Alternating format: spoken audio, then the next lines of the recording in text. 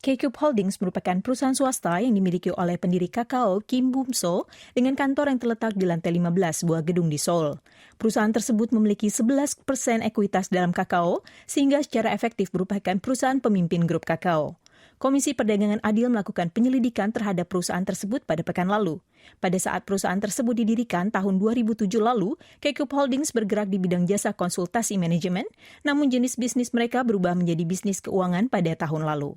Pada awalnya, perusahaan tersebut didirikan untuk mengembangkan dan memasok peranti lunak, namun seiring meningkatnya ekuitas perusahaan, jenis bisnis mereka berubah menjadi perusahaan keuangan.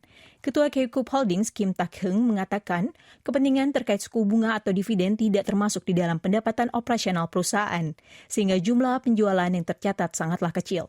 Sebenarnya, porsi kepentingan tersebut cukup besar sehingga kami mengubah bidang bisnis.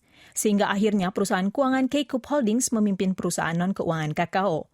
Komisi Perdagangan Adil sedang menyelidiki kasus ini sebagai pelanggaran pemisahan antara bidang keuangan dan industri. Menurut UU Perdagangan yang berlaku, perusahaan keuangan atau asuransi di dalam perusahaan besar tidak diperbolehkan untuk memiliki hak suara mereka dengan kepemilikan saham pada anak perusahaan di bidang non-keuangan. Seorang profesor dari Universitas Hanyang, Lee Chang-min, mengatakan bahwa risiko di bidang non-keuangan bisa berpengaruh pada industri keuangan, sehingga K-Cube Holdings juga dapat memiliki masalah yang sama. Komisi tersebut juga menangkap bukti di mana kakao tidak melaporkan kepemilikan saham dari kerabat pemimpin kakao yaitu Kim Bum-so.